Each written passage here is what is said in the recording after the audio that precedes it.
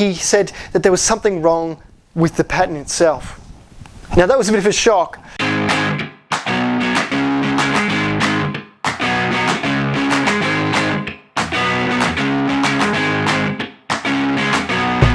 I'm Matt Cumming, a graphic designer, author, songwriter, and massive fan of all things stylish and creative.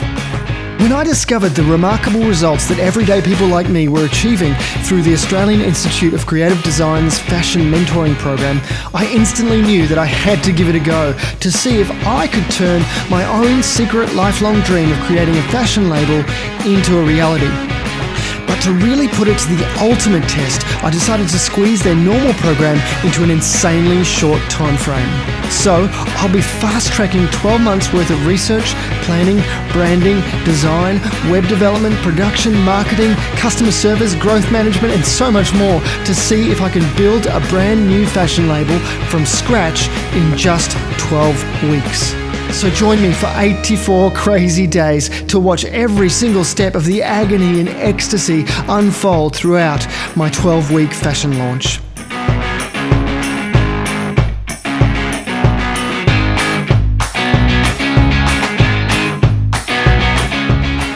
Wow, week number 3, another week down.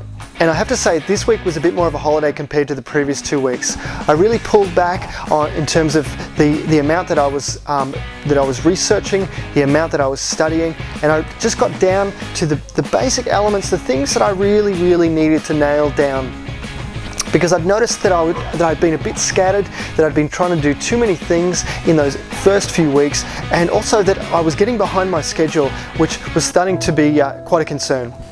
One of the things that I realized early on this week is that I couldn't just launch into producing all of my garments. In fact, I had been told by my mentor at the Australian Institute of Creative Design, and also by one of my other new friends in the industry, that I really needed to produce a fit sample first. So a sample of the shirt made by the producer to make sure that they were going to do it the right way, basically. So on Tuesday morning, I put some fabric and my pattern in an express post envelope and sent it off to my shirt maker in Brisbane. The following day, I followed up with him via phone, and thank goodness that I did, because I found out that he had a look at the pattern, and whilst he was happy to go ahead and make the fit sample for me within just a few short days, which was fantastic, he said that there was something wrong with the pattern itself. Now that was a bit of a shock. He actually said that part of the pattern was seen to be made in such a way that it would be more appropriate for a women's shirt and not for a men's shirt. He said that's just not how we make men's shirts. So with a little negotiation, he agreed to change the pattern, at least for this sample shirt, and produce it the way he thinks would be the right way. And then once I get the sample, I'll be able to decide whether or not that was what I wanted in the first place.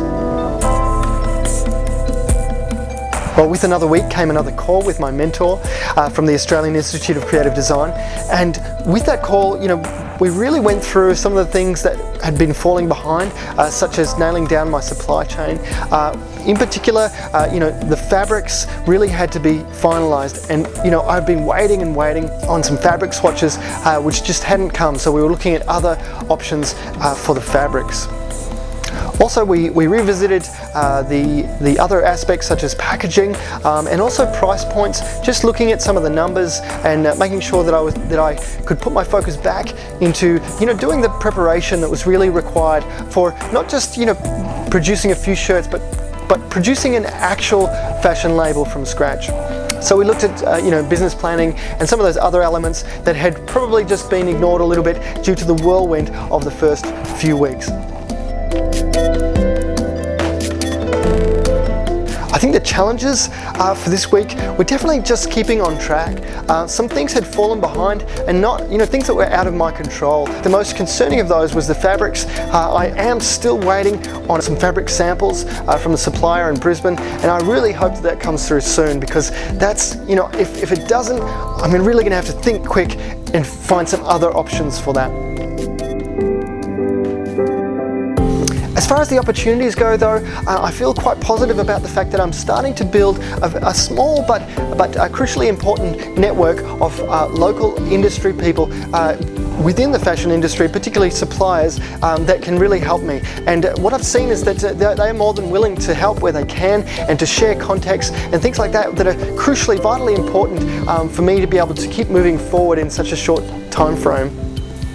I've had some good conversations with some of the suppliers, a trim supplier at MRECT, that Julie, she was particularly helpful and hooked me up with a few different people and that I was really grateful for.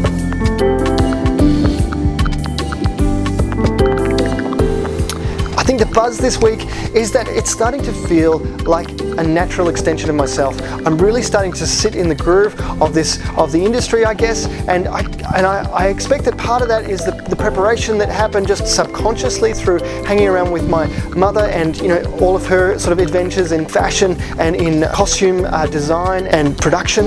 So it's a really nice feeling to feel like I'm in the right place, that I'm doing the right thing, and that there was more than just an idea, I guess, behind what I set out to do with this 12-week fashion launch. There was also something really in my heart that I wanted to do here and that I wanted to be a part of, and now that I'm starting to be a part of it, it is feeling quite natural for me.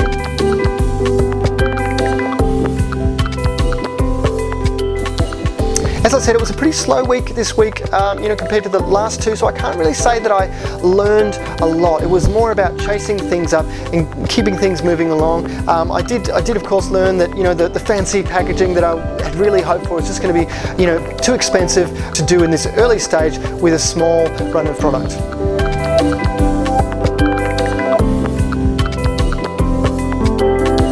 I think how this week has shaped me was in the idea of not getting lost. Not getting lost in all of the excitement, all of the stress, whatever it was in any particular moment, to remember that I'm still here, I'm still human, I'm not some machine trying to achieve some impossible goal, and that I needed time out. So that's exactly what I've done this week. I've taken a little bit of time out, taken the pressure off just a little bit, but also in a way I guess I was forced to because I was waiting around for some things to fall into place.